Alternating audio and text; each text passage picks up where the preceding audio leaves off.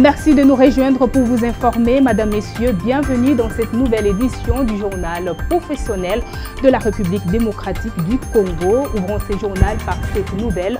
2 policiers morts ce mardi matin. C'est le résultat des échauffourées qui s'est poursuivi à l'Unikine entre les étudiants et les éléments de la police. La revendication de ces manifestations reste la hausse des frais académiques. Suivez.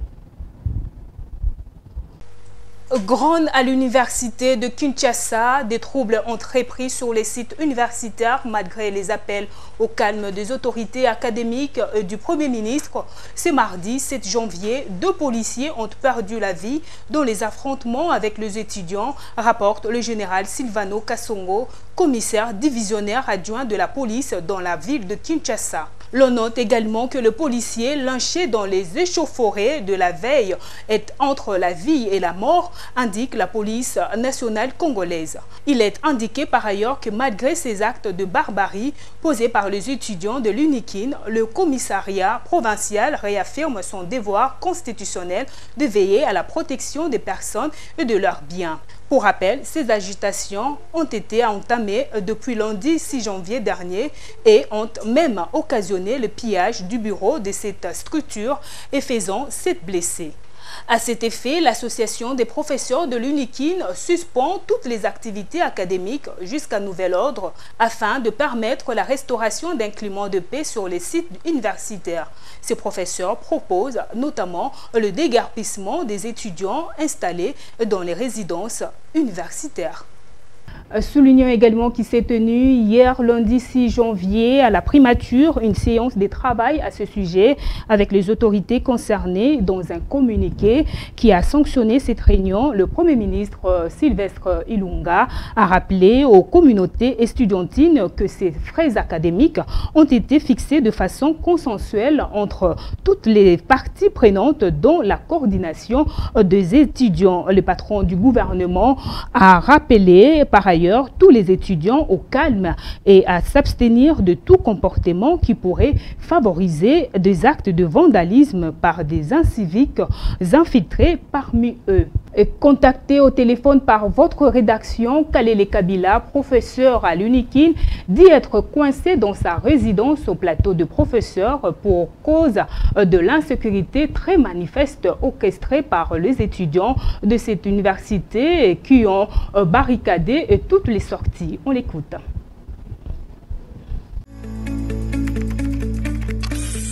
Les étudiants protestent contre l'augmentation des frais qu'ils doivent payer cette année. Parce que c'est barricadé. Du plateau des professeurs aux homes des étudiants, aux auditoires, il y a des barrières. De l'intendance pour monter aux auditoires, il y a des barrières. La police patrouille partout. Elle est même sur le site des résidences des professeurs. Suspension de toutes les activités académiques à l'Unikine jusqu'à nouvel ordre. C'est ce qui a fait savoir Thomas Louaka, le ministre de l'ESU, a également donné un délai de 48 heures aux étudiants résidant au home de l'Unikine d'évacuer volontairement les sites universitaires. Patrick Ngouro. Considérant les troubles causés à l'ordre public et les climats d'insécurité qui règnent depuis hier, le 6 janvier 2020 dans la zone, considérant le nombre de blessés parmi les étudiants et au sein de la police nationale congolaise, dont un agent a été sauvagement assassiné, considérant les recommandations formulées par les différentes composantes du Conseil des partenaires de l'Université de Kinshasa, considérant la nécessité de protéger le patrimoine de l'Université de Kinshasa, dans le souci de prévenir des dégâts plus importants qui pourraient survenir à la suite de ces manifestations. En accord avec son Excellence, Sylvestre Ilunga Ilukamba, Premier ministre, chef du gouvernement, et après concertation avec le Comité national de sécurité, le ministre de l'Enseignement supérieur et universitaire rend public les décisions ci-après. 1. Toutes les activités au sein de l'Université de Kinshasa sont suspendues jusqu'à nouvel ordre. 2. Obligation est faite à tous les occupants des homes, résidences estudiantines de l'Université de Kinshasa d'évacuer volontairement les lieux en délai 48 heures à partir de ce jour.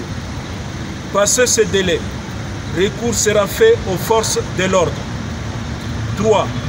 En vue de permettre une réinstallation rapide dans les homes des seuls étudiants réguliers, il sera procédé à une opération d'identification.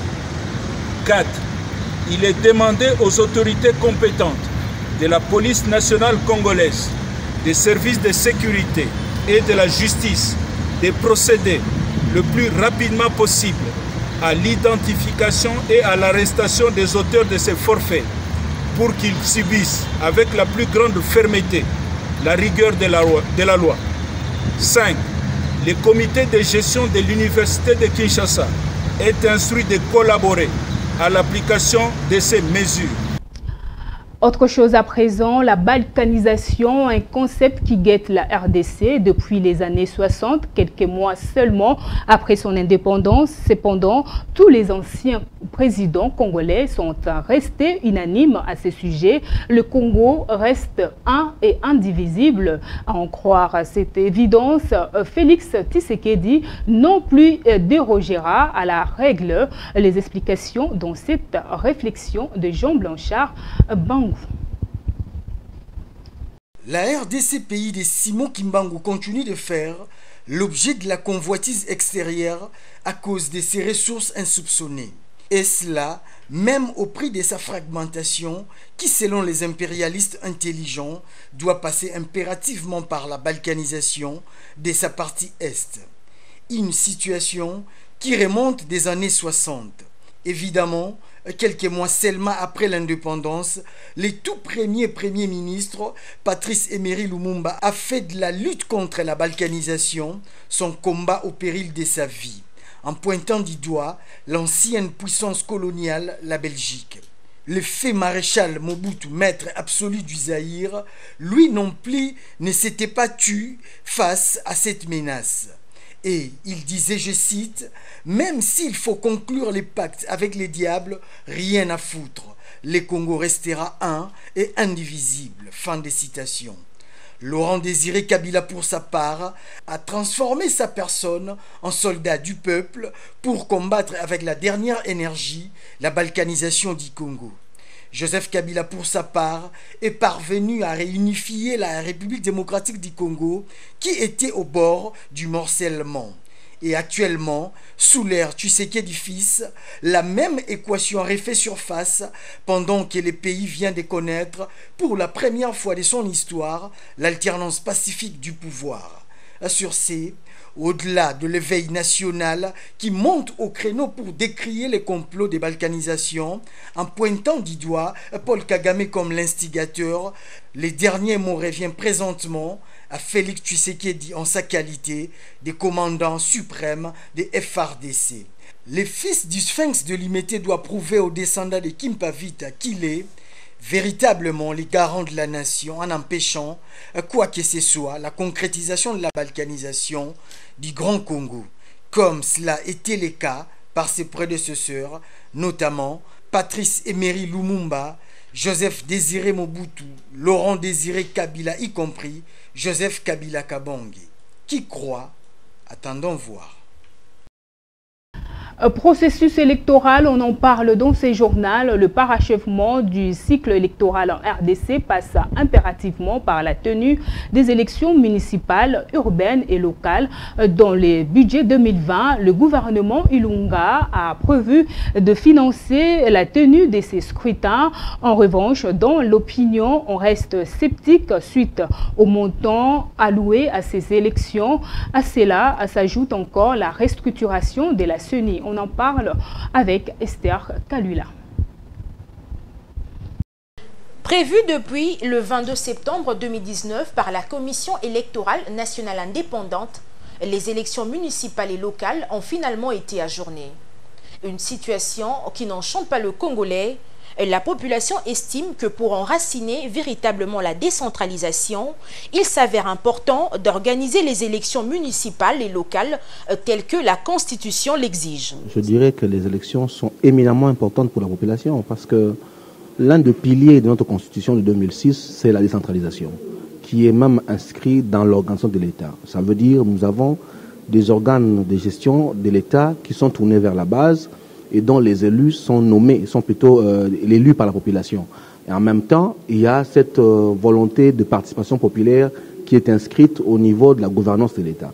Et donc, on ne peut pas parvenir à cette réforme-là, importante pour la République, si on ne passe pas par des élections municipales qui permettent d'avoir une démocratie à la base. La question de l'importance des élections ne se pose pas. Elle est constitutionnelle, c'est-à-dire que ce sont nos textes de loi les plus hautes, les plus légitimes qui nous imposent ces élections. Donc la question, elle est non seulement importante du point de vue juridique, mais aussi importante du point de vue participatif de la population congolaise dans son ensemble. Selon les programmes gouvernementaux de 2020, un montant sera alloué pour la tenue du scrutin. En revanche, il y a encore l'incertitude qui plane dans l'opinion concernant les coûts prévus pour ces élections, y compris la mise en place de nouveaux animateurs de la CENI. Non, il ne s'agit pas de manque de volonté, mais le pays est buté à plusieurs urgences. Et aussi les élections locales ont les exigences qui peuvent faire en sorte que le pays puisse d'abord, en termes de budget, se focaliser à autre chose. C'est ça le grand regret, c'est que nos élus sont partis sans avoir abordé la question des élections de la CENI, notamment en termes de renouvellement de l'équipe qui est fait mandat et qui fait que, comme dans les temps passés, on va encore avoir un calendrier qui sera obsolète et qu'il faudra revenir sur une nouvelle loi électorale, sous la décision de l'échoix des nouveaux animateurs, un nouveau calendrier qui va repousser ces élections-là vers une période indéfinie. C'est ça le grand regret, que nos politiques ne prennent pas l'intérêt d'une telle grande réforme. Nonobstant le fait qu'au sein du budget, on a vu que des crédits partiels ont été quand même alloués pour les élections, mais bon, on ne sait pas avoir des élections avec un crédit partiel sans un bureau légitime. Notons que, depuis l'avènement de la Troisième République, la RDC n'a jamais connu la tenue des élections municipales et locales, bien qu'à 3 fois, le pays a organisé les scrutins présidentiels couplés aux législatifs, notamment en 2006, 2011 et dernièrement en 2018. La Direction générale des impôts par le truchement de Laurent Mabiala Oumba, professeur de fiscalité et directeur des études statistiques et communication de la 2GI, était face à la presse ce mardi 7 janvier pour éclairer l'opinion nationale sur l'importance de la retenue des 15% de l'impôt professionnel sur les rémunérations à charge de tout agent public de cette année 2020. C'était au sein de son institution dans la commune de la Gombe. Sarah Mangonda y était.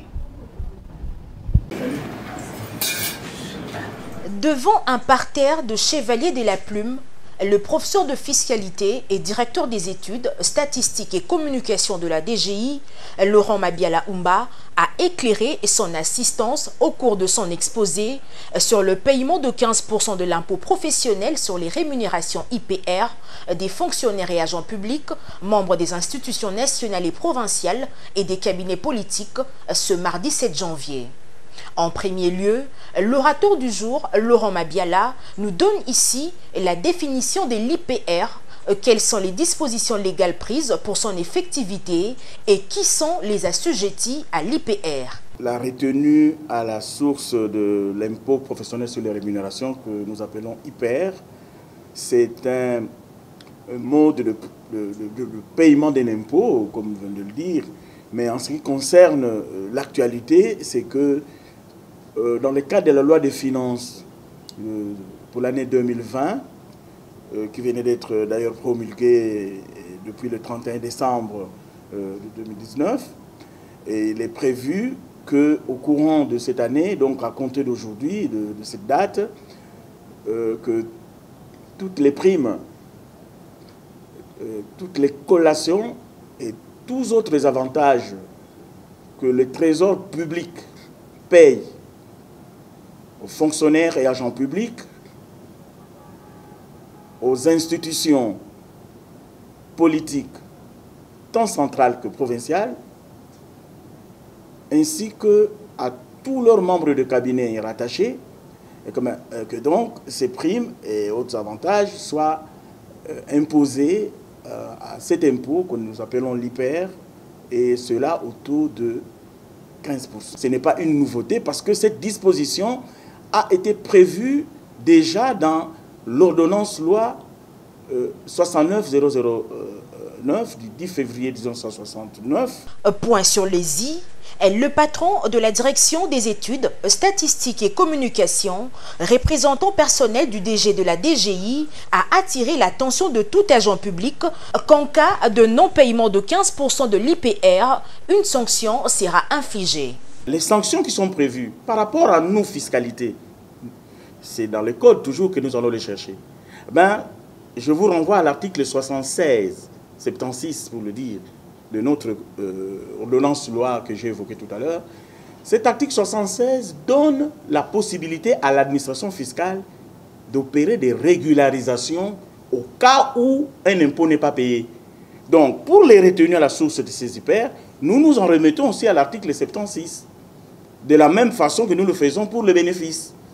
Vous voyez les inspecteurs des impôts, les vérificateurs des impôts qui vont dans les entreprises voir si la déclaration était correctement été faite.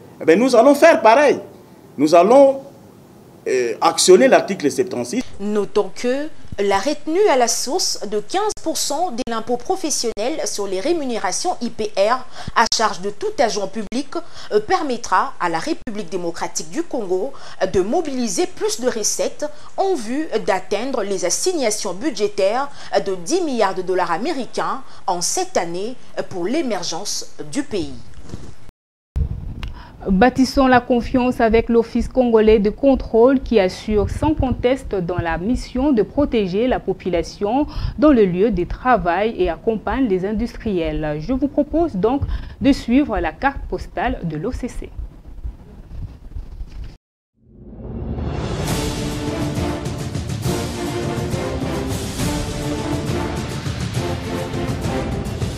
Vous savez que l'OCC est un établissement public à caractère scientifique et technique.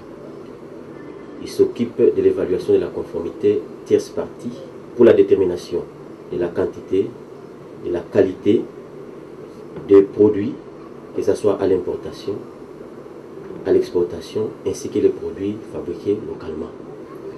Le département contrôle technique est l'un des départements centraux opérationnels de l'Office congolais de contrôle. Il s'occupe de l'évaluation de la conformité tierce partie dans les domaines techniques. Pourquoi dans les domaines techniques? C'est pour tout simplement prévenir les accidents sur les lieux de travail. Cela veut dire, en d'autres termes, protéger la population et les instruments que la population utilise. Le département contrôle technique a deux sous-bassements. Cela veut dire qu'il a deux grandes activités principales. Ce sont les essais qui se basent sur la 17025.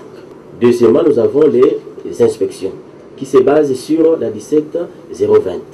À ce qui concerne les essais, pourquoi est-ce que nous faisons les essais? C'est pour déterminer la qualité des produits. Qu'est-ce que nous faisons là-dedans? Nous faisons ceci, nous descendons sur le terrain, nous prélevons les échantillons et nous les amenons au laboratoire. Et au sein de notre laboratoire, nous procédons aux mesures. Et ces mesures-là seront comparées aux résultats se trouvant dans la norme. Si ces mesures de la norme concordent avec les mesures que nous venons d'effectuer, nous disons que ce produit-là est conforme. S'il ne concorde pas, nous disons que ce produit-là est non conforme. Alors, quels sont les produits que nous mesurons au sein de notre laboratoire? Un, nous avons par exemple les ciments importés. Deuxièmement, nous faisons les essais sur le béton. Cela veut dire, au sein de notre laboratoire, nous faisons la formulation de béton et puis nous faisons des écrasements. Vous allez les voir quand nous allons descendre sur le terrain. Après, nous avons ce que nous appelons les briques cuites et les briques réfractaires. Ça, je viens de terminer les essais. Nous sommes suffisamment équipés. Nous inspectons tout ce qu'il y a comme engin, et donc les engins d'élevage. On attend par engin d'élevage, je vais vous donner des exemples. Ascenseur. parce que chaque fois nous utilisons les ascenseurs. Monte-charge, on utilise dans des ports ce qu'on appelle monte-charge.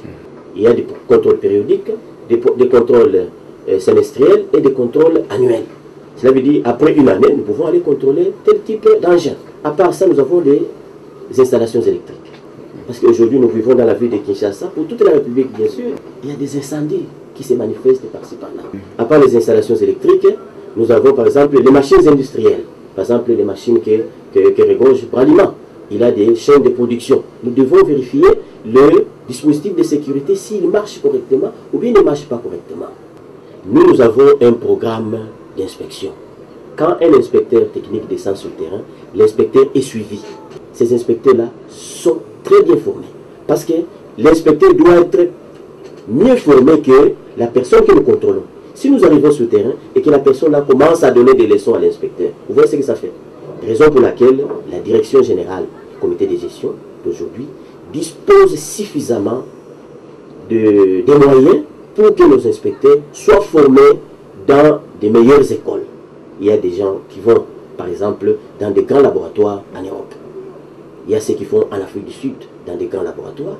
Et il y a ceux qui vont même du côté Asie. La population doit faire confiance à l'OCC en général et en particulier au département contrôle technique. Et raison pour laquelle nous faisons toutes ces préventions-là. On ne le fait pas au hasard. Que la population puisse avoir confiance. Que les opérateurs économiques laissent la porte ouverte pour que nous puissions les accompagner. Empêcher nos inspecteurs techniques à pouvoir faire les inspections, ça c'est rendre un mauvais service. En cas d'accident, vous voyez ce que ça va faire. Vous voyez? Raison pour laquelle nous demandons que nous sommes là pour que nous puissions les accompagner.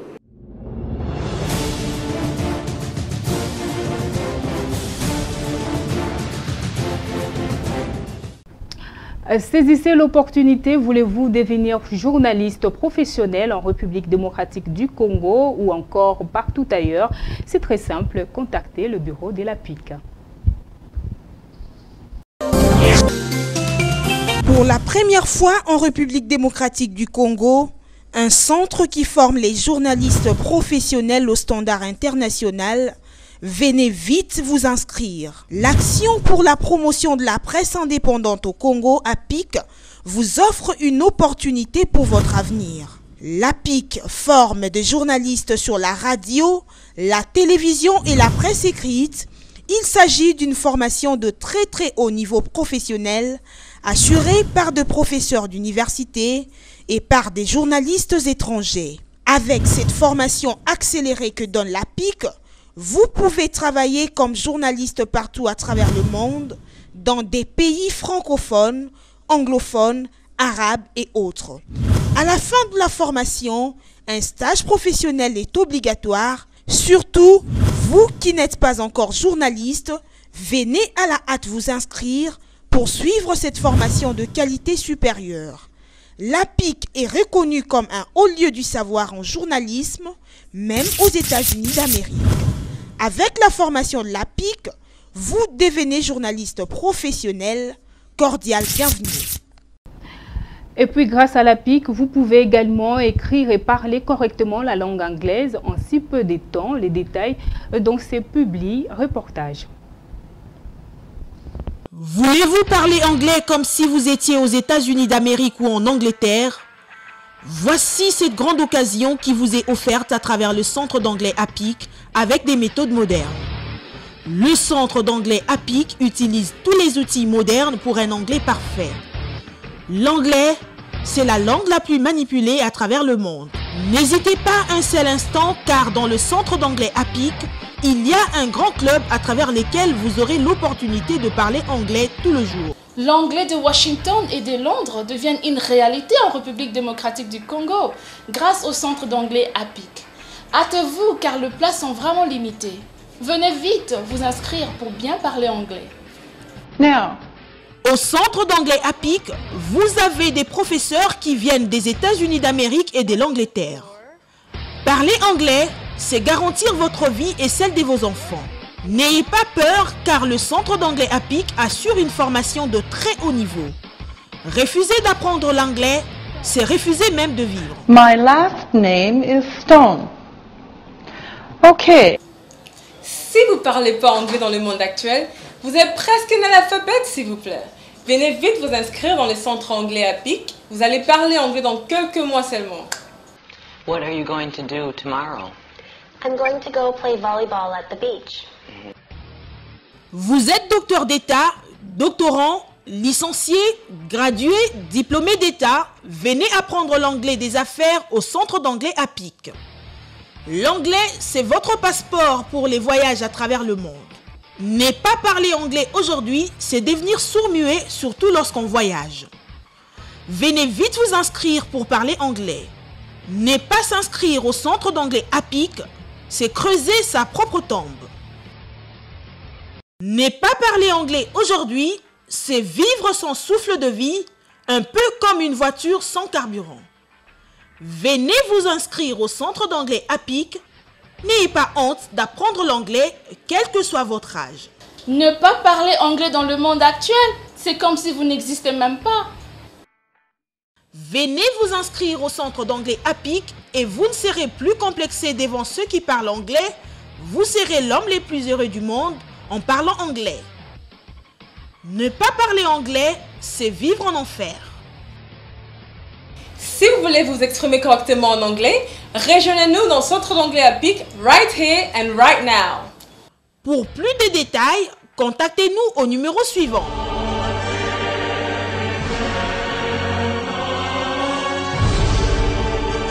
Cordial bienvenue au centre d'anglais à PIC. L'anglais, c'est la vie!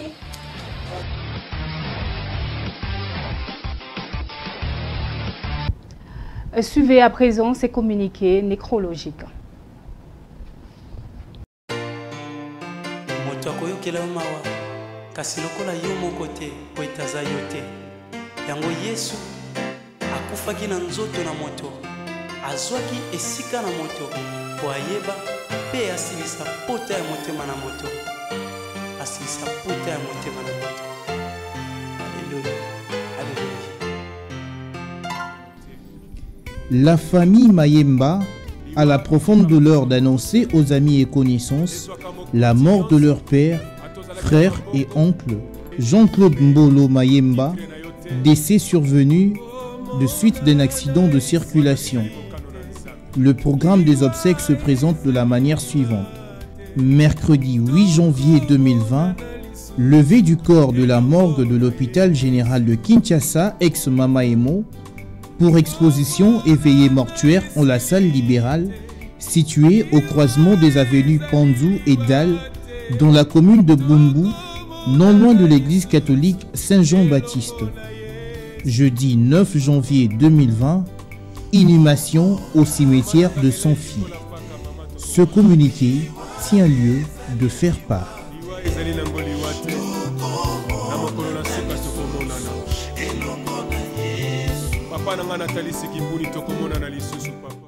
C'est parti que nous mettons un terme à ce journal. Merci de l'avoir suivi. Bonne suite des programmes sur nos antennes. Au revoir.